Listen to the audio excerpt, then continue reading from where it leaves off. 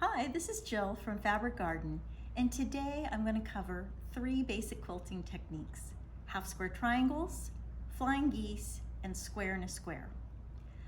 These are all very basic quilting units that you use all the time.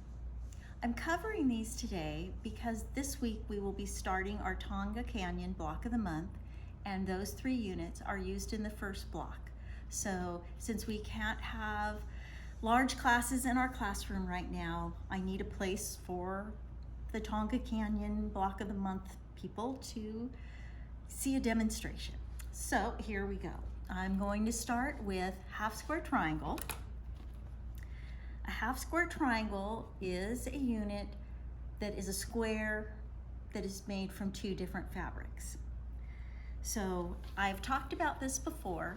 My favorite way to make half square triangles is to cut my squares larger than necessary. I like to use my magic wand and mark 2 lines, and then I will sew on the lines. When I cut them apart, I have 2, and now I can trim them to perfection.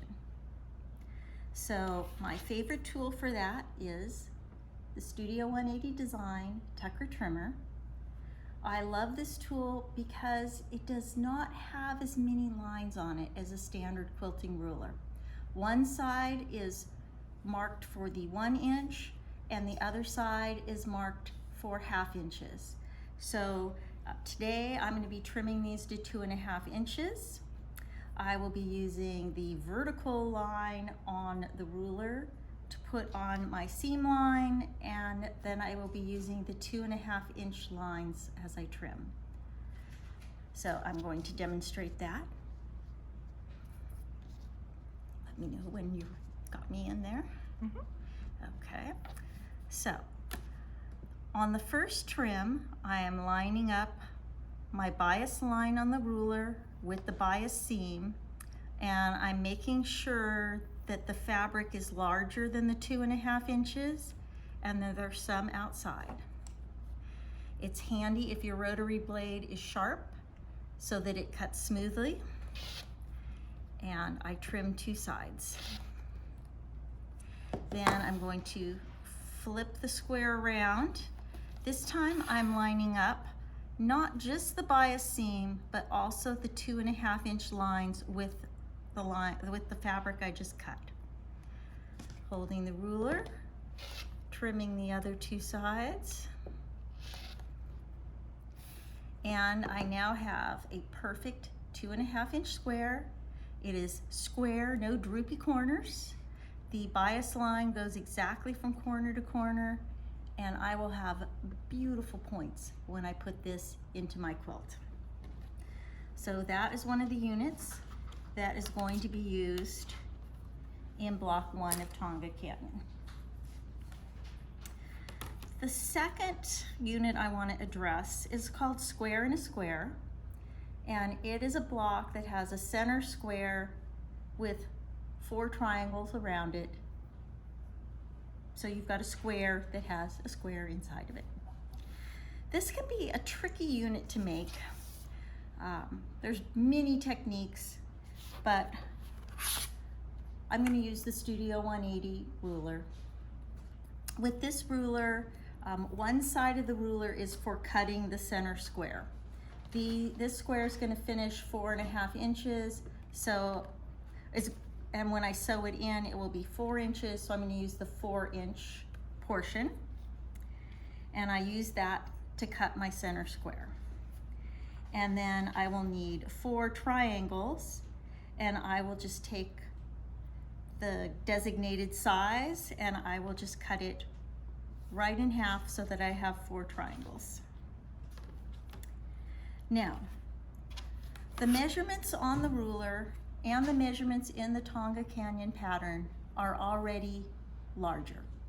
So when I sew these on, normally in this technique, I would have to fold my center square, finger press it to find the center. And then once I found the center, I would have to very carefully line up the point of my triangle, so that it would be exact. But because this is all cut larger, I can just lay this piece on and I can just eyeball that it's centered, because it's okay if it's not perfectly centered. The ruler's going to take care of that for me. Once I have all 4 triangles sewn on, and I think you can see that these are larger than 1/4 of an inch, I will bring my ruler down. I will find my 4-inch. So this ruler lets me center the square right on here. I will trim 2 sides. Turn that over. And this time, aligning my square, but also making sure I've got the other lines. I am trimming.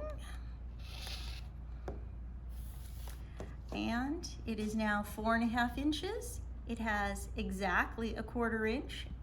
And again, when I sew this in, I will not be cutting off the points of this squares because it's perfect. So you can see that we like Studio 180 designs here, besides our Creative Grids rulers. The next unit we're going to be making for this month's Tonga Canyon is Flying Geese. And on another day, I'll be giving a full demo of the wing clipper ruler. I'm just going to do a little demo today. Normally with this ruler, you're using 1 big square and then 4 smaller squares to make 4 flying geese. Now, in the Tonga Canyon this month, the flying geese are made from 3 different fabrics. It would be impossible to get 3 different fabrics going using the 1 big square, 4 small square technique. So, for the Tonga Canyon this month, we're going to go ahead and we're going to start with the 1 big square and the 4 small squares. But the large square, we will cut twice. We'll cut it diagonally, and then we will cut it diagonally again, so that you will end up with 4 triangles. The 4 small squares, you can line them up, and we will just cross cut them 1 time so that we will have 8 triangles.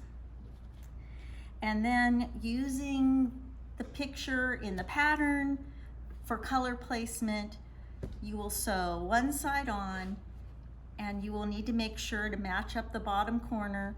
The top corner will have a dog ear that sticks up. Don't worry about that. Just worry about matching this corner.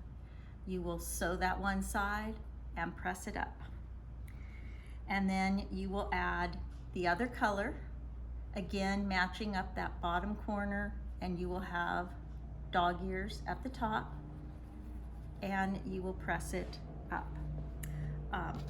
A caution on your pressing here, these are bias seams, so be gentle so that you don't distort or stretch your piece. Now, you can see, that again, this pattern, everything is oversized. This is more like a 1/2 inch up here. The whole unit is bigger than the 2.5 by 4.5 that it's going to be trimmed to. So I'm going to take my wing clipper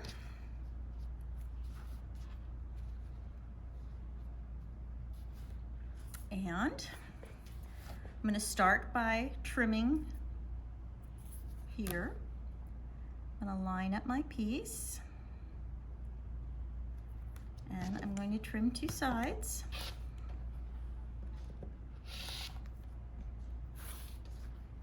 Flip it over,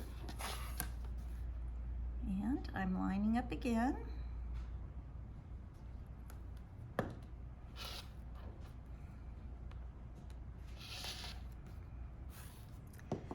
And now it is absolutely perfect. And again, when this gets sewn into your block, you won't be cutting your points off. Everything is going to be beautiful because the unit is perfect. Now, could I make all these units without these rulers? Absolutely.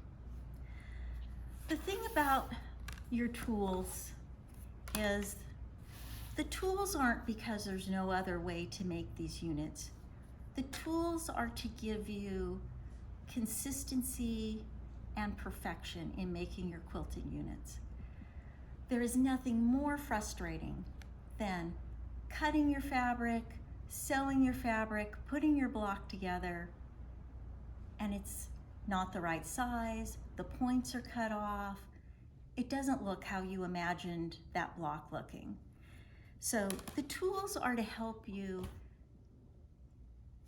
have fun and enjoy the outcome of the process of quilting.